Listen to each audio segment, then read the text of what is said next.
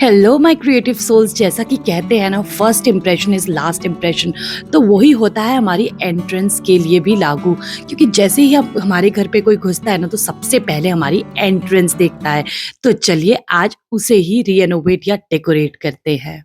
तो first of all इसके लिए मैं कोई नया फर्नीचर तो लेने वाली नहीं, बट हाँ, थोड़ा-सा इसे अलग सा लुक डेफ़िनेटली देने वाली हूँ। तो यहाँ पर मेरे पास ये शेल्फ्स थी जो कि बहुत पुरानी थी। I was getting bored of them. तो मुझे लगा चलिए कुछ न्यू करते हैं, और वो भी कुछ पुरानी चीज़ों के साथ ही। तो यहाँ पर आपको कुछ इस टाइप का दिखेगा। ये स्पेस बहुत छोटू-सा है एंड आपने कई बार देखा भी होगा मेरी वीडियोज़ में, पर इसको थोड़ा-सा नया लुक देते हैं। और मैंने कैसे इसे नया लुक दिया, चलिए ये स्टार्ट करते हैं। फर्स्ट ऑफ ऑल आते हैं मेरे ये स्विचेस जो कि काफ़ी ज़्यादा गंदे हो जाते हैं। आई थिंक ये सबके साथ प्रॉब्लम है। इट्स नॉट लाइक दैट अगर मैं आपको ये सब चीज़ें दिखाती तो मेरा घर हमेशा बिल्कुल साफ रहता होगा। It's not like that. It's a continuous process. तो यहाँ पर मैं यूज़ करती हूँ वेट वाइप, उससे बहुत जल्दी ना साफ हो जाते हैं, बेबी वेट वाइप। अब यहाँ पर आता है मेरा ये शू रैक जो कि आपने कई बार देखा होगा और पुराना है, कुछ इसमें ऐसा नया तो है नहीं। सो बेसिकली यहाँ पर मेरा मोटिव है आज कि मैं पूरा इसे डीक्लटर करके अच्छे से रखूँ एंड सारी चीज़ें ऑर्गेनाइज़ रहे कि मैं बाहर जाऊँ ना, तो मुझे जो चीज़ चाहिए वो मुझे आराम से मिल जाए। तो यहाँ पर सबसे पहले मैंने कर दिया सारी चीज़ें डीक्लटर्ड, और इसको हम क्लीन करेंगे अगेन विद वेट वाइप। कोई भी वेट वाइप आप ले सकते हैं, trust me they are my favourite. जो थोड़े बहुत सस्ते आते हैं वही आप लीजिएगा। तो फटाफट से इसको क्लीन करके अब आते हैं हम अपने शू रैक पे, जो कि सबसे ज़्यादा ना क्लटर्ड रहता है। कई बार लोग मुझे बोलते हैं आप ये खुद क्यों करते हो, ये सारा काम आप किसी को लगा सकते हो। आई एग्री, मैं आराम से किसी को लगा सकती हूँ to do this work, but the kind of satisfaction I get when I organise my अलमीरा और माय क्लोथ्स, भले ही वो शू रैक हो, I feel very very very good. So just because for my mental peace I do that rather than scrolling Instagram और something. I am doing something which is giving me mental peace, तो मैं क्यों ना करूं। आप भी कभी try करिएगा, you will get immense happiness. मुझे तो बहुत अच्छा लगता है। Please do let me know in comment section आपको कैसा लगता है। तो अब कर देते हैं अपने ये छोटे-छोटे बॉक्सेस ऑर्गेनाइज़, एंड ये वाला ना मैंने अमेज़न से लिया था। काफ़ी अच्छा है, ये आपका फ़ोल्ड भी हो जाता है एंड बहुत ही ना प्यारा-सा है, छोटू-सा है। ये 6 के सेट में आया था। अब यहाँ पर मैं रख रही हूँ जो एसेंशियल चीज़ें हैं, जो फ़ालतू चीज़ें इसमें पड़ी हैं, वो हम निकाल देंगे।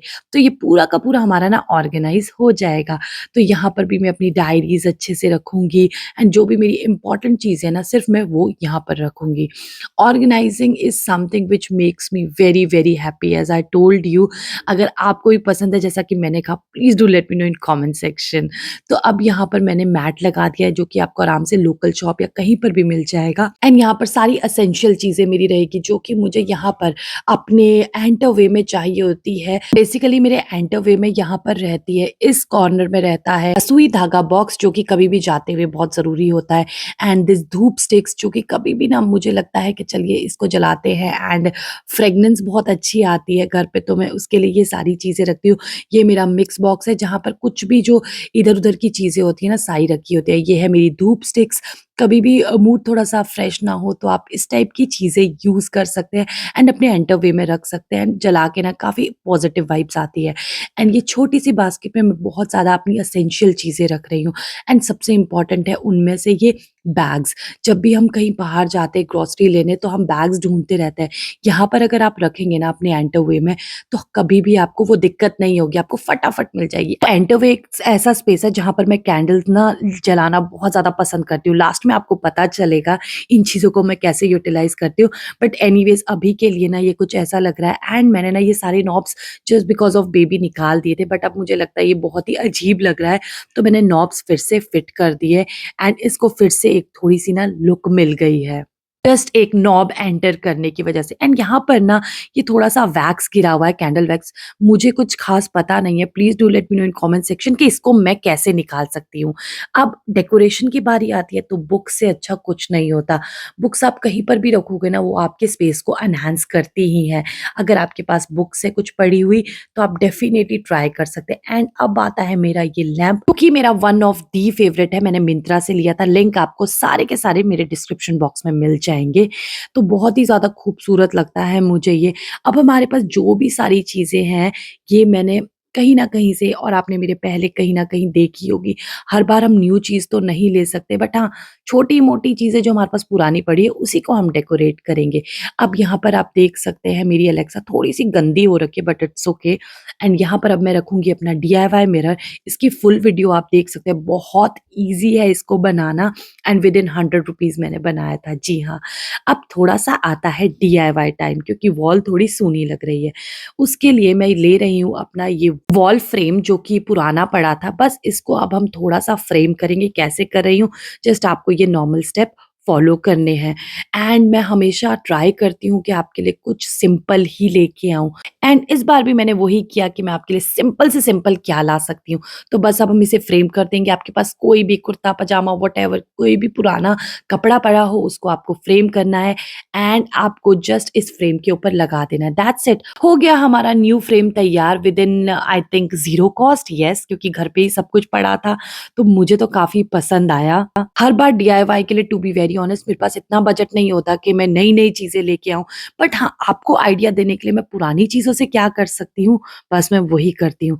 अब हम इसको लगा देते हैं अपने फ्रेम पे एंड अब यहाँ पर आपको ये दिख रहा है ना राउटर की जगह, ये बहुत ही अजीब लग रही है। अभी इसके लिए मेरे पास इतना टाइम नहीं कि मैं कोई बॉक्स वॉक्स बना सकूँ। व्हाट आई डिड, बस मैंने इसके आगे एक अपना पुराना प्लांटर रख दिया। अब here comes the final look, look at the vibe. जब मैंने इसे देखा ना, I was totally totally mesmerised और शाम के time this corner is looking just amazing. Now you enjoy the glimpse and please do let me know in comment section आपको कैसा लगा ये कोजी लिटिल कॉर्नर और I can say my and way look, जहाँ पर आपको बहुत सारी कैंडल्स दिखेंगी एंड जब कोई ना मेहमान आएगा तो डेफिनेटली ये बहुत ही ज़्यादा प्यारा लगने वाला है। सो या that's it for today's video. Hope आपको ये छोटी सी वीडियो पसंद आई हो, थोड़ी यूजफुल लगी हो। अगर लगी हो तो please do let me know in comment section. I love to read your messages as you all know. So yeah stay connected. Okay bye and love you all.